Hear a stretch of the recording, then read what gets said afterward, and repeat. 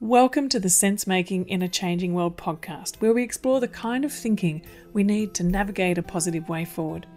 I'm your host, Morag, permaculture educator and global ambassador, filmmaker, eco-villager, food forester, mother, practivist, and all-round lover of thinking, communicating, and acting regeneratively. For a long time, it's been clear to me that to shift trajectory to a thriving one-planet way of life, we first need to shift our thinking. The way we perceive ourselves in relation to nature, self, and community is the core. So this is true now more than ever, and even the way change is changing. Unprecedented changes are happening all around us at a rapid pace. So how do we make sense of this? To know which way to turn, to know what action to focus on, so our efforts are worthwhile and nourishing and are working towards resilience, regeneration, and reconnection. What better way to make sense than to join together with others in open, generative conversation? In this podcast, I'll share conversations with my friends and colleagues, people who inspire and challenge me in their ways of thinking, connecting, and acting. These wonderful people are thinkers, doers, activists, scholars, writers, leaders, farmers, educators, people whose work informs permaculture and spark the imagination of what a post-COVID, climate-resilient, socially just future could look like. Their ideas and projects help us to make sense in this changing world, to compost and digest the ideas, and to nurture the fertile ground for new ideas, connections, and actions. Together, we'll open up conversations in the world of permaculture design, regenerative thinking, community action, earth repair, eco-literacy, and much more. I can't wait to share these conversations with you. Over the last 3 decades of personally making sense of the multiple crises we face, I always return to the practical and positive world of permaculture, with its ethics of earth care, people care, and fair share. I've seen firsthand how adaptable and responsive it can be in all contexts, from urban to rural, from refugee camps to suburbs. It helps people make sense of what's happening around them and to learn accessible design tools to shape their habitat positively and to contribute to cultural and ecological regeneration. This is why I've created the Permaculture Educators Program, to help thousands of people to become permaculture teachers everywhere through an interactive online dual certificate of permaculture design and teaching. We sponsor global perma-youth programs, women's self-help groups in the Global South, and teens in refugee camps. So anyway, this podcast is sponsored by the Permaculture Education Institute and our Permaculture Educators Program. If you'd like to find more about permaculture, I've created a 4-part permaculture video series to explain what permaculture is and also how you can make it your livelihood as well as your way of life. We'd love to invite you to join our wonderfully inspiring, friendly and supportive global learning community. So I welcome you to share each of these conversations, and I'd also like to suggest you create a local conversation circle to explore the ideas shared in each show and discuss together how this makes sense in your local community and environment. I'd like to acknowledge the traditional custodians of the land on which I meet and speak with you today, the Gubbi Gubbi people, and pay my respects to their elders past, present and emerging. My guest today on this episode of Sense Making in a Changing World is permaculture humanitarian Kym Blechynden, who for 2 decades has worked in some of the most challenging places on earth, post-conflict places, disaster-stricken, and camps that have been flooded by those fleeing from genocide.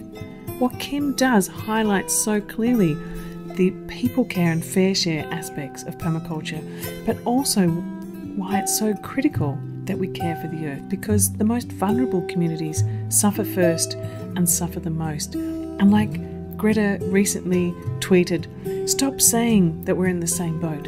We're in the same storm, but we are not in the same boat.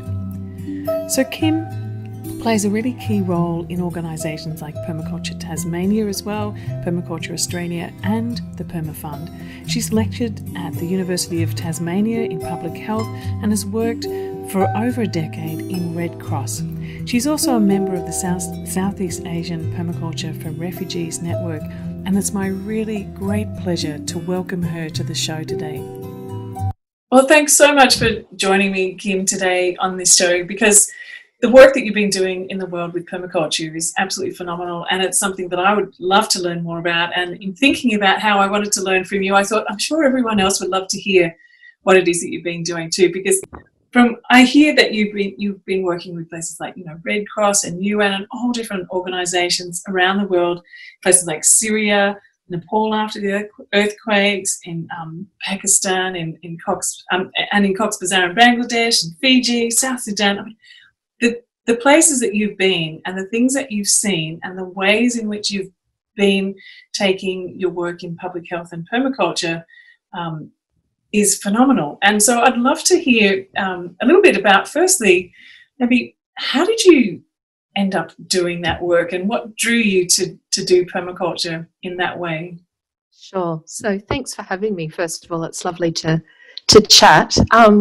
I've been working as a nutritionist and in public health for about 20 years. And as a new graduate, I thought, I don't want to have a 9-to-5 job. I want to be doing lots of different things. And I shifted to Central Australia and started working for an Aboriginal controlled organisation working in malnutrition in remote Aboriginal communities. And it was an incredible experience as a new graduate, so pretty young, being able to learn about different cultures, about different food supply, about different challenges that people had in being able to access affordable, appropriate and healthy foods. And my boss wanted me to be running food demonstrations outside the clinic. So I drive for 10 hours out to a remote community of maybe 300 people.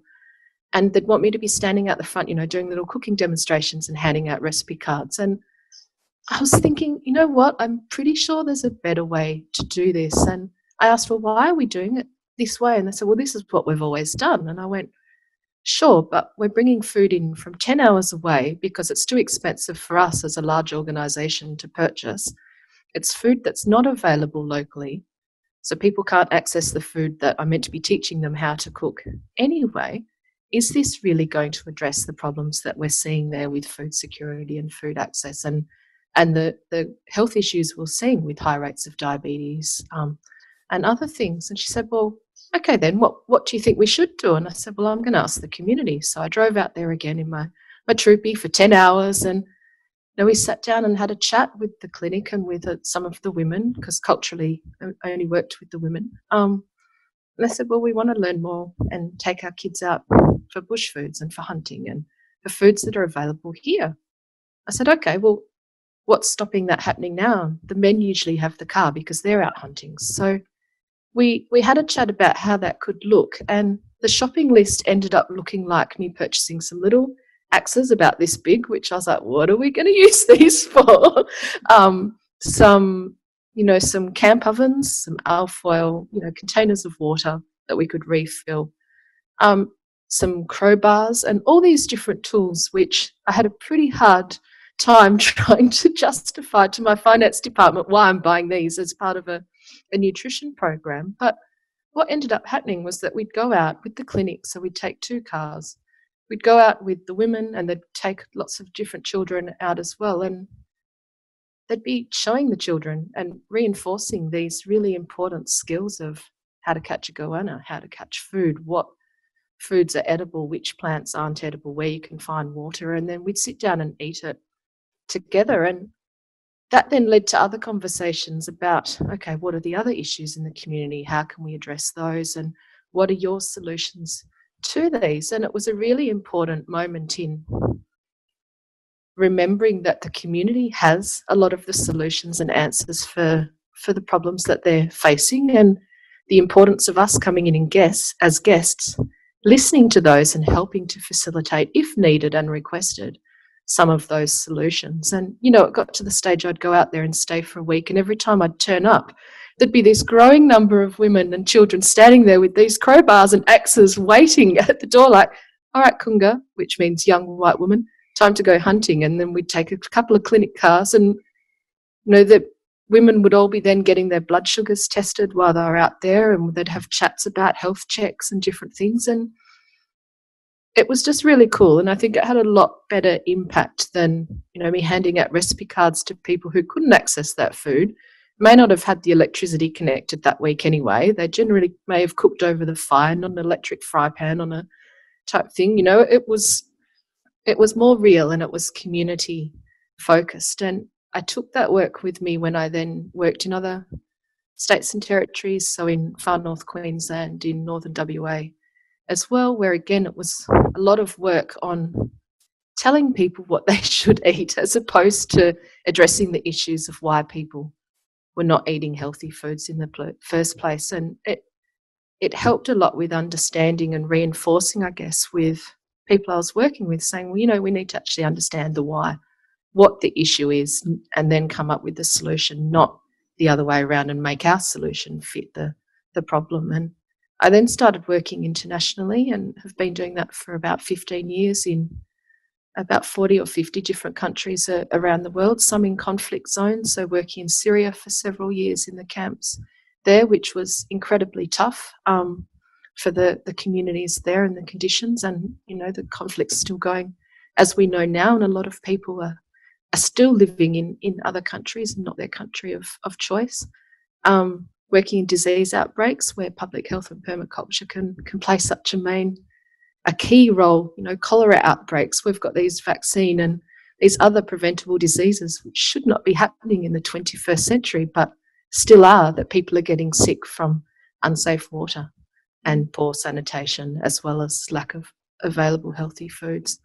And then working in a lot of natural or disasters, floods, earthquakes, typhoons, droughts, any natural disaster, which we're unfortunately seeing an increased number of, as well as ferocity, as we have a changing climate around the world, but also as we see differences in where people are living. We've got more people living in urban areas now, in crowded areas, perhaps where when we have big storms, like in Bangladesh, where their lands may be becoming inundated or making areas unsafe. And so I spent a couple of years living in Kuala Lumpur, covering 38 countries across Asia and the Pacific for emergency response, nutrition and public health, and then also spent a year living in Nepal as well, which was great, again, working more in the nutrition and public health sphere as well. And now I'm in Tassie, so not travelling anywhere at the moment due to COVID restrictions, but still doing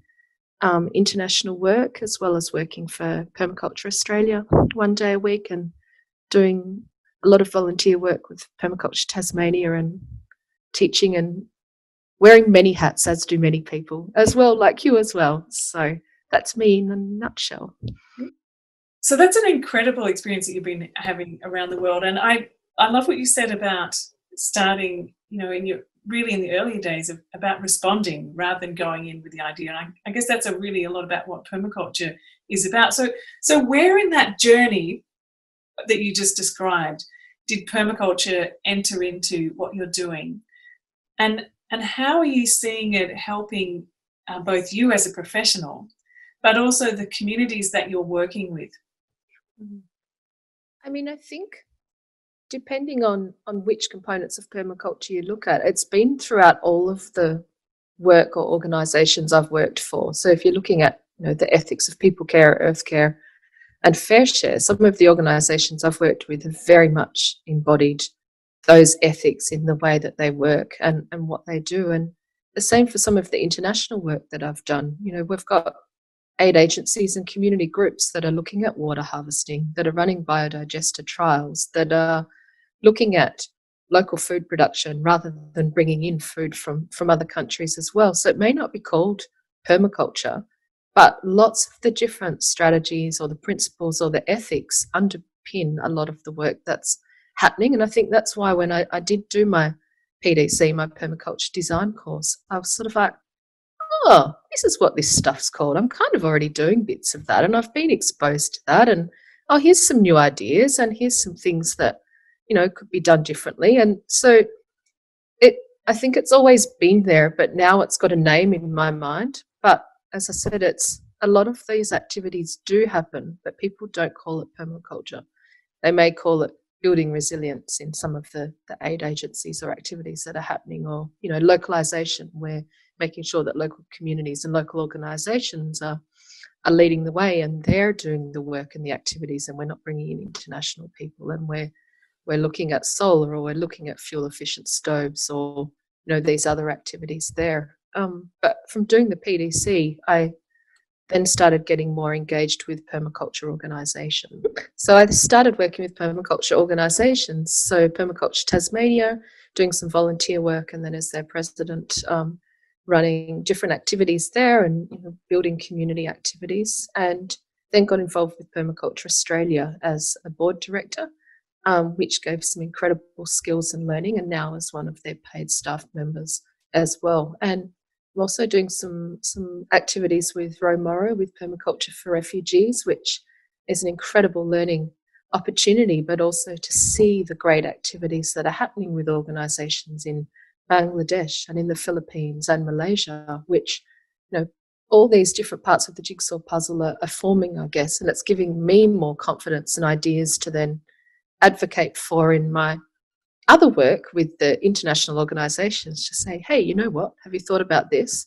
And don't be scared of that P word, permaculture. It's not this, random hippie thing that people have said to me before. What are you into that stuff for? And it's like, well, it's not stuff. It's actually based on ethics and principles.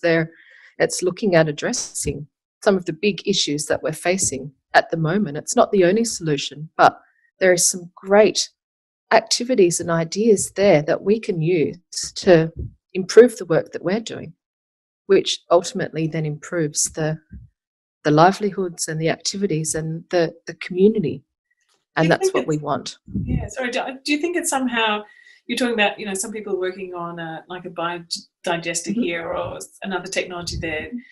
Have you found that by using a permaculture approach, you're able to kind of connect up some of the dots of different projects? Because I feel like that's where permaculture comes in. It's rather than it just being a recipe for something, it's actually about how you can redesign the way that all of that happens. And when I was talking to Ro the other day too about, she was saying the three key things she feels the value of permaculture education in refugee camps are, for example, is one is that a lot of people living in refugee camps are there for a long time. And so it's actually how they can be feeding themselves and creating a good life there now as best they can with what they have. Yeah. The second one is that they're not just learning gardening skills, but they're learning design skills, which means that when and if they get to move somewhere else, they can assess that place and design that. Or if they get the chance to go back home, then they have the new capability to see that place and to redesign it maybe better than what it was before. So I think that kind of that design and the systems approach seems to me to be where maybe the sweet spot for permaculture in this thing, and the connective thread that it could bring. And is that your experience with it? Yeah. How do you find people relating to it apart from going the P word? Yeah. I totally agree, because we as humans seem to get trapped into this one size fits all. What's worked here will work there. We'll work here, and we'll just run in and do this straight away. And it reinforces, it is a design. We do need to look at the different principles and ethics and see what's best suited for that climate or that community or the skill set that are available there or the resources that are available. And I think that's where we should be doing that in our work activities anyway, as aid workers or government workers or whatever. But it's a good reminder of the different steps to take before committing money, but before also running programs and doing your assessment. That's basically what it is, but making sure that your solutions are fit for the community, but also fit for what you're trying to do as well. Again, it's about making sure that we've got the best result for the community members, not for us. And so it may be something that's out of our comfort zone, but if it's going to work there, then that's what we should be advocating for and making sure that that happens, and building on the skills that already exist. Any camp or community that you go to, you're not starting from ground zero. You've got people there with incredible knowledge and skills who, working in the camps in Bangladesh, I remember when there was 10,000 people crossing the border one day, these people had been living on limited food and water and escaping conflict for up to 3 weeks and trying to stay safe and helping the community, and then setting up in a new country, in this really overcrowded camp where there wasn't access to the amount of water needed or food or other things. And, this incredible resilience of, okay, we're starting again. we're safe, this is what we're going to do now. And moving forward, I think if I was in that situation, how would I cope? And I don't think we give enough credit to the community members we work with on just how incredible the journey people have gone on and how they bounce back, and sometimes continually bounce back, and still are able to put food on the table for their kids, keep their family safe, and continue to try and make a better life for them. And you know, that's really incredible, and it's something that we can't teach if we're not from that country or haven't been through that. Our role is to help facilitate the solutions that the community is saying, we think this will work. Yep, cool, okay, so how can we make that happen? I see that that's what our role is, but I see so many people that have a different mindset. They're there as the saviours, or they're coming in, this is what we're going to do. It's like, have you ever been to this country? Do you know how to grow food here? Oh, no, I live in a temperate climate and I'm now working in the tropics. Well, perhaps, no, I don't say this, but it's thinking, shouldn't you be listening first and finding out a bit more? And I think that's where the permaculture can play a key role also, in that it does build on localisation, and it does make sure that you look at all of those different elements rather than just jumping in head first and saying, this is what we're going to do because we've always done this, or, you know, no-dig gardens. You must have a no-dig garden or a herd spiral for it to be permaculture. No, you don't actually. Like, look at the context and the environment. So anyway, exactly. Jump off my soapbox now. Sorry. No, thank you for saying that, because it is so important. I mean, the key part is about the observation and the listening and the responding and being very locally contextualized. And that's a lesson that is so obvious when you're working in places like that. But it then reminds you when you come back home also how absolutely critical it is here. The idea that, you know, permaculture is a herb spiral. Like, you know, often I say to my students, if I see a herb spiral in design, I'm actually think I'm, you know, that's it, you're out. Watch out. Because it's just taking a pattern that's seen somewhere in a book, which is a great idea, but it doesn't necessarily relate to every context. And what what you need to be doing is going back into those principles and thinking about how they apply in that particular context. So can you give us some examples maybe of how you've seen permaculture practically applied in some of those landscapes which are beyond most people's imagination because of the lack of space, I've seen pictures of some of the places you've been to. You know, I've been to some places, but not some that you've been to. And I couldn't even begin to imagine where you would actually even start with some of those places. So can you maybe share a little bit about how you manage in that context with permaculture, but also on a personal level, how do you internalize what you see as an aid worker?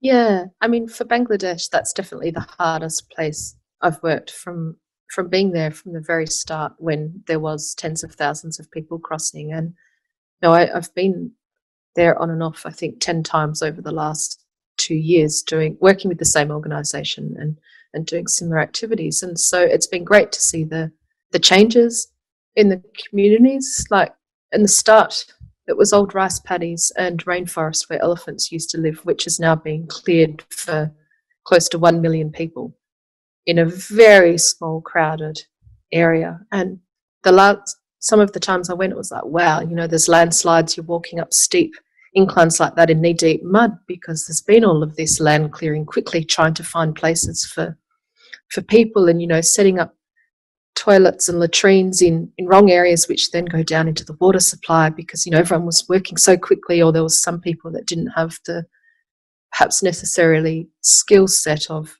designing latrines or where water supply should go.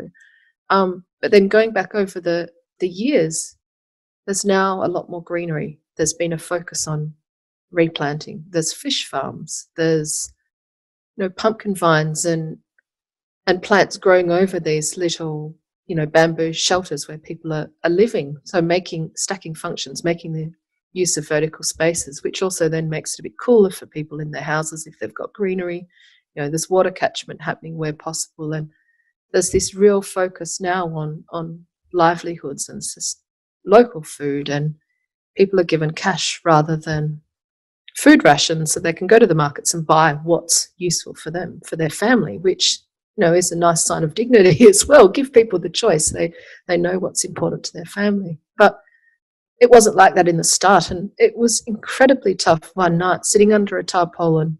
It was about 9 o'clock at night. We still had people arriving who were providing first aid and vaccinations and screening children for malnutrition if they needed to go and get treatment and rehydration and so forth. And I remember just looking around under this tarpaulin, just drenched and covered in mud, surrounded by tens of thousands of people, thinking, what is going on? How is this happening in the 21st or any century for that matter, that we have this situation, and how are we going to make sure we've got resources available for these people that are going to be here for a long time?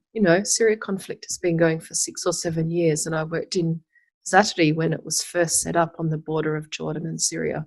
It's still there now.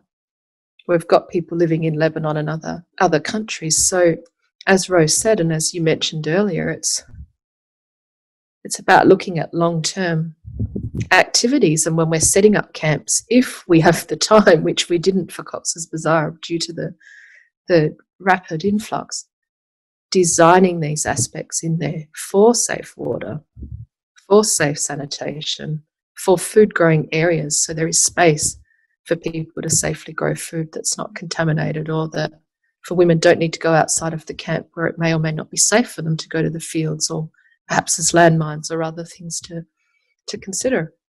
But then working in places like Laos, where I was working with the ethnic minority groups in southern Laos on a project, all of these factors had been considered for their food supply, and the program wasn't looking at, go down to the markets, which is 2 hours drive away and it'll cost you this much money to get a tuk-tuk to get there. It was actually looking at the local foods available and how to prepare them and how to preserve them, and food preservation techniques and these other really cool things that are looking at the food supply there. And that was great, watching that activities. And that was funded by a major UN organisation that was doing that work rather than bringing in this continuous food rations. It was creating some more independence, but also focusing on people's cultural beliefs and, I guess, traditions, and acknowledging and supporting those rather than, wiping them out sometimes with bringing in food from another country. So there's heaps of great stuff that you see.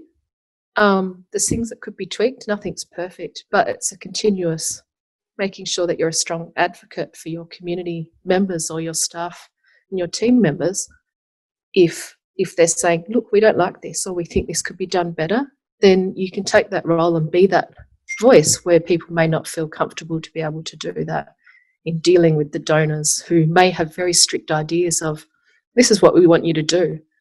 And you going back to them and saying, that's great, but perhaps we could tweak it a bit and do this. What do you think about that? And this is why. And you be that strong voice and let people on the ground get on and do the job that they do so well there as well. So that's where I see the role and where I've seen the greatest, I guess, benefit and the greatest outcomes in really cool stuff happening, which is just such a privilege to be involved with and learn from each time. Yeah. But you're right, though, like this issue of displaced people, refugees, is growing all the time from conflict and from climate. Yeah. And, environmental degradation, just land being no longer suitable for people. And I worry at the moment too, at this present moment, I'd love to get your input on this, that I've been having people reaching out to me in the work that I'm doing saying, our food rations have gone down. People in these camps, the ones that I'm talking about are the ones in Uganda and Kenya that I've been particularly, we're going around and checking on these families and people are starving. And there's less food aid getting to these communities. There's not enough gardens that are already set up. The prices of the local food is starting to spike. And so there's this domino effect that is rippling out through these camps, and then with all the lockdown as well, because they're all being locked down into their little, can't go further than a certain space. And absolutely, devastation in some communities is possible through this. And it worries me a lot that the news is not actually getting out about that this is happening in the world. I'm not seeing that reaching out. And so one of the things that I've been doing in the capacity that I can is really trying to support those people reaching out to access the materials they need to start their community gardens, kitchen gardens, I mean. So it's kind of just like the one thing that they've been asking for is help to get their own little kitchen garden around their homes and around their little community centre or school happening, so that it's like this food first, rapidly growing thing. So just, getting seeds, getting tools, getting, watering equipment so that they can do that, and then get to a stage where they can show other people, and then they can keep rippling it out as being kind of teachers from that point. So they're asking actually for support for creating like a little permaculture school in one of the communities that I'm working with, which is with teenagers, and the teenagers are wanting to go through and get there to be qualified as permaculturists. So then they see in the future that they can be either designers or better farmers or get a livelihood from this. So have you seen this trend of there being less food available in camps? And what's the number that you've heard of lately of the number of displaced people around the world? Oh, that number, I've heard many numbers for that. That varies, I think, depending on what source, but it's too high. It's too high. We'll stick with that. The number is absolutely increasing with the number that are displaced internally, as well as those that are refugees, those that are crossing borders as well. And the changing climate is going to see that increase. It's not just conflict that's leading for people to move to find safety somewhere else. If we've got rising sea levels in parts of the Pacific, we're seeing people moving to other islands which they can no longer grow food on, or their houses now no longer there because the water has risen to where it used to be. We're seeing people moving due to land use changes. So a number of countries, which I won't name, that I've worked in, people have been forcibly removed either due to new projects that are creating money for other people, whether that's mining, whether that's large dams or areas to be able to produce hydro, whether it's people now using the land for cash crops, so for biofuels or for rubber plantations or date plantations. And so people are being forcibly removed, as well as we've got other people who are moving for climate or conflict reasons as well. And so we're seeing this.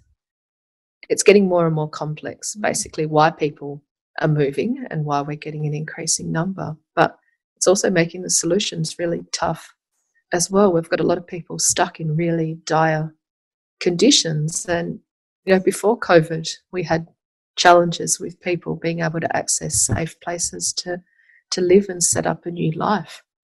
Before COVID, we already had people that were struggling to find somewhere safe to live and set up a new life for their family, and that's only going to increase when we've got people moving to more and more cities. So we've got an increased rate of urbanisation.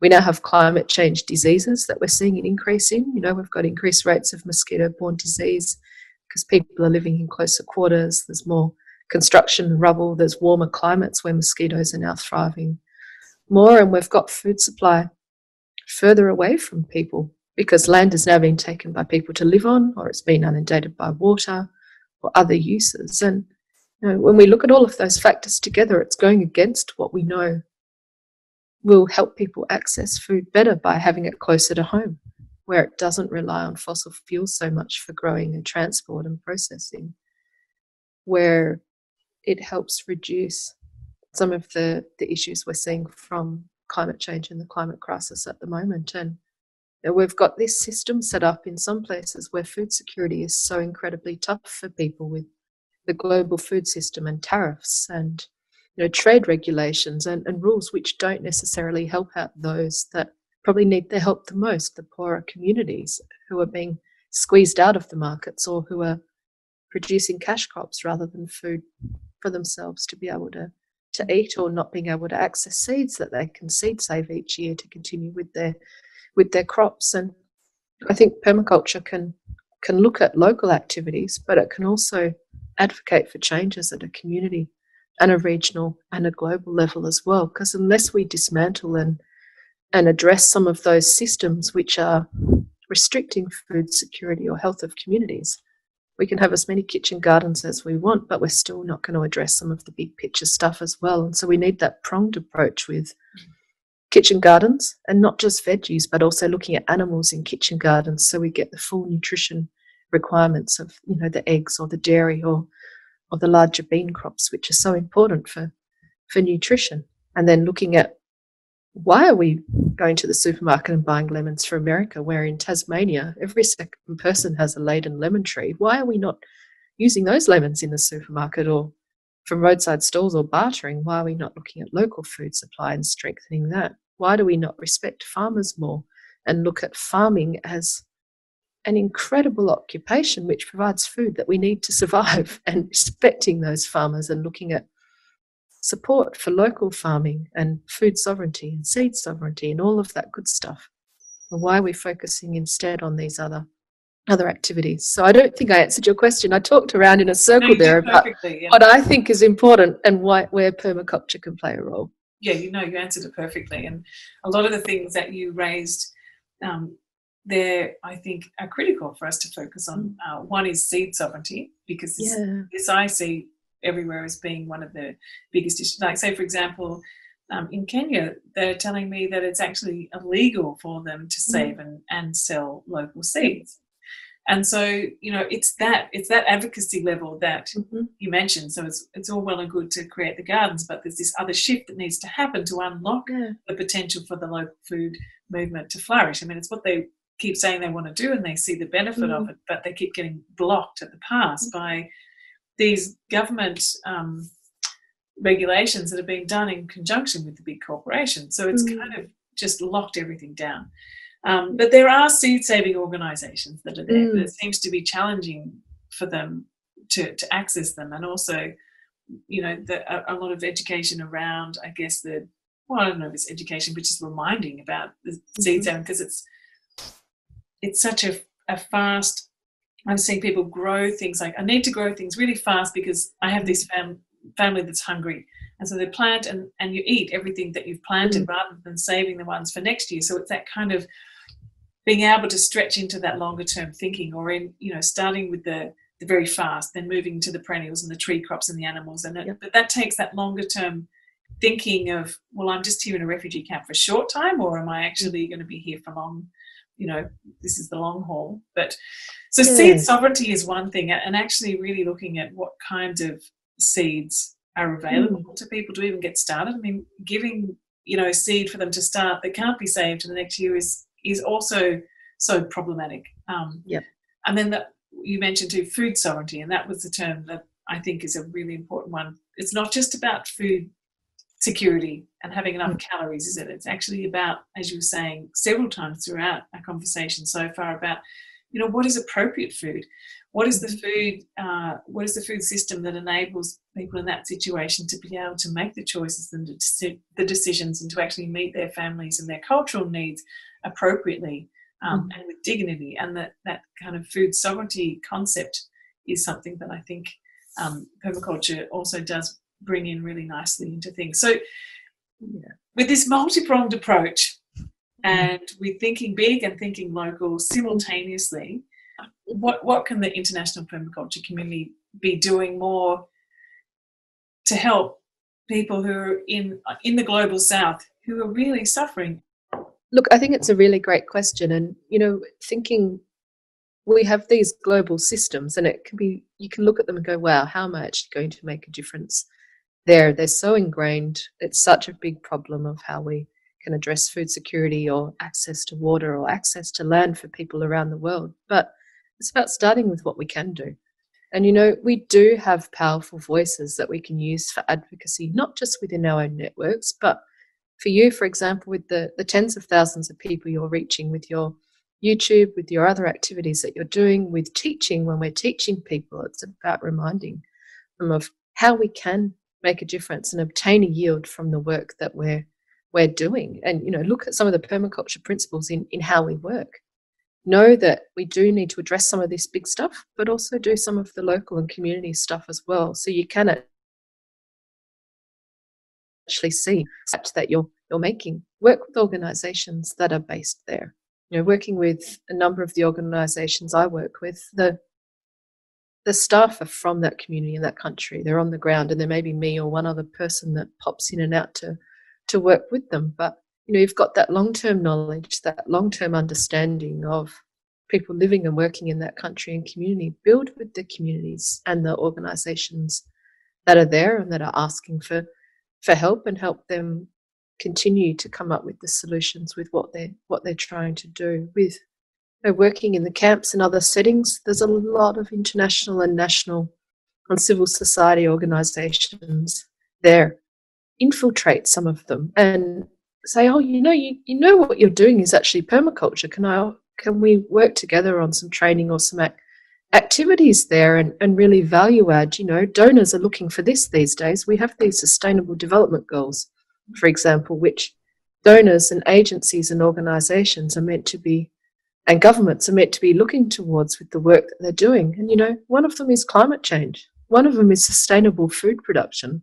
One of them is looking at these local activities. We can use that to our advantage, as can the organisations, to leverage funding, which unfortunately funding is needed for some of these activities, but also it gives access to the communities to be able to help them with the solutions they're coming up with, to make sure that there is local food activities happening, that people have access to water, to sanitation, to these basic fundamental human rights, which make such a huge difference to people's lives. So looking at where we can obtain a yield, looking with what exists and how we can infiltrate and value add that with the different policies that we can use to our advantage, like the SDGs. They're not perfect, but they're there, and we can use them for leverage. At a more national level, join your local PERMI organisation or other group. Get involved, whether it's PA, whether it's your state or territory organisation, whether it's a local seed savers group, a local community garden, whatever it is, get involved with something. Get involved with more than something and learn from those activities you're doing, as well as contribute as well. So it's that two-way learning and activities, because there's so much we can do, and we can get bogged down with what we can't do, that we may sit there for so long and just think, oh, it's too frustrating, it's too much, what are we going to do? Or I must go off and do another course or learn some more. You've got skills and knowledge already. Use that. Use what you've got. Join up with other people who have got other skills and join up and become a force, become that snowball that keeps growing and growing to be able to address some of these issues, because we don't have a lot of time. We know that things are getting worse and funding is going to get harder to access for international work anyway, not only with COVID, but with the economic ramifications that are happening from that. Aid budgets are going to decrease, and we need to get more creative and savvy in how we continue to do these life-saving activities with people and improve the lives for hundreds of millions of people around the world. Yeah. Soapbox again, sorry. No, I absolutely what you're saying, and what I'm hearing is an absolute passion and a deep understanding of how the change can happen, and that through your experience in all these different places, that permaculture is something that can make a difference in these places. And I think that's something that needs to be heard, so that it gives people a sense of confidence and to advocate for it. Because, sometimes there's been a question like, oh, is it actually what is needed in those places? And I think what you're saying is, yes, absolutely. Contextualised, localised, driven by local communities, it does provide a platform that they can actually make a huge difference. And it's something that has this kind of a global connection, which means that you can also then talk to larger organisations. And so I loved what you said about just start doing it wherever you are. Whatever skills you have, contribute them. Whatever skills you have, share them and teach other people. You don't have to be an expert to start teaching whatever you know and whatever you can do in your local community. And it's a way to build up your capacity, your confidence, your skills. And so then at some point, if there's a way to actually reach out and help other people, then you have a skill base. You're not going in fresh to do that. So if someone did actually want to do something like what you're doing permaculture work professionally, helping people in other parts of the world, what would you recommend that they would do to be able to enter into that path? And I know it's not one little answer, and I know it's a lifetime of experience, and it's all of those answers as well, but is there anything particular that you would say to them?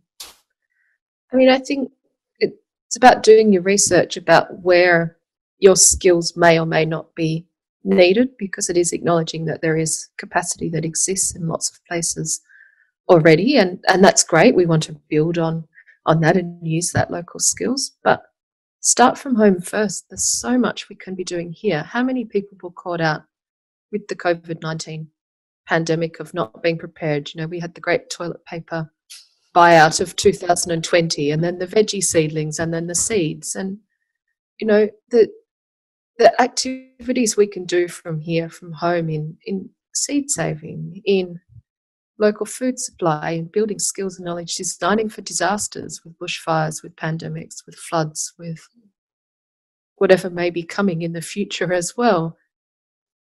Look at what we can do locally here as well. If you see a gap overseas and there's an organisation that asks for help, then by all means see how you can do that together. But I've seen a lot of people who are so keen to help, and that's, you know, that's innate in our human nature. We want to help and do things, but make sure that help is wanted, and also that the skills match up as well. And perhaps the best way you can help is be a voice from your lounge room or wherever you're based to advocate for funding for those people and help get that funding over there, rather than you jumping on a plane when COVID-19 restrictions lift and flying over there and helping. So I guess it's about looking at permaculture and doing that assessment again. Where will the greatest yield be obtained, and where can you help the most? But don't forget that there's a huge amount of work that can happen here in Australia with having our communities, so not our individuals, but our communities being resilient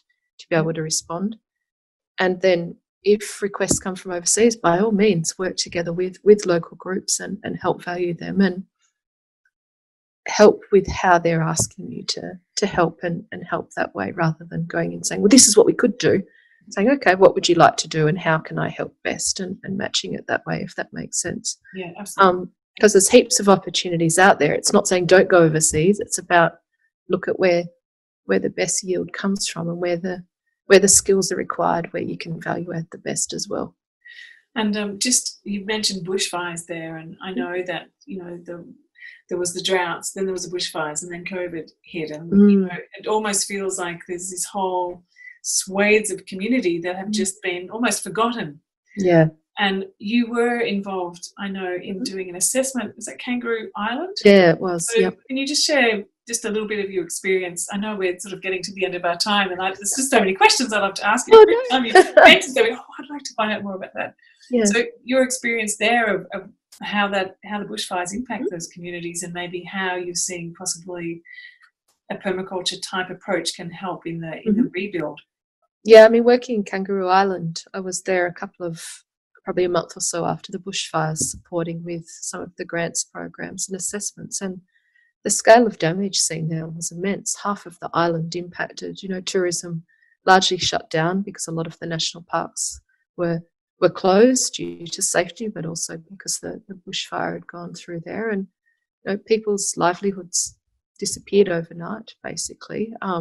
Plus the rebuilding of when you've got houses that were made of asbestos, and you have to wait for people to be able to come in and safely remove that and then transport it off an island, that added element of an island context. And you know, there was some great activities that were happening afterwards. So there's a number of permaculture focused people that were doing activities in the national parks, helping with the rebuilding infrastructure and looking at some of the disease reduction of spreading dieback and other things in there. But also community gardens were springing up with, I think Sophie from Gardening Australia went over and did some activities and looking more at, okay, if this happens again, what do we have in place to be able to look at our food supply? Because we're on an island. Are we growing local foods? Have we got access to water to be able to defend? What designing for disaster aspects do we have in play? And some farmers I spoke to lost not only all their fences, which is pretty important when you've got animals, but lost all of their livestock as well. And you see these big mounds, which is where they'd actually just buried, their livestock that had perished. And then other farmers had said, well, we kept some of our paddocks just of green grass. We didn't graze on it, and we kept that there as a buffer. So when the fires came through, they moved their livestock there, and the fire didn't burn that area, and it saved a lot of their livestock. They had sprinklers set up, they had buffers set up, they had all these other things that they'd thought of to minimise the impact, which unfortunately some other people who didn't have, or they lived closer to the plantations, and the fire just whipped through so quickly there with the heat and the fuel. I think what you're saying is really in many ways that permaculture seems to be an underpinning way of thinking, a way of design that we need everywhere. And it's something that we need to be able to share in so many different places. And one of the current projects that I'm trying to find out information about is there a set of materials that's available for young people in particular, teenagers, to be able to teach permaculture in refugee camps. So the teachers there that have these kits, do you know of anything that's available for? Because I know that people go in and they teach it, and then they teach it, and it keeps going word of mouth. Yep. But we can't get there right now. And so I'm just wondering what exists that's usable for working with the local teachers, that they can then use that as materials to teach other people. Yeah, I mean, it sounds fantastic, and I wish it did exist. I don't know of anything, but if I do find anything, I'll certainly. Thank you. I've been asking Ro as well. So yeah.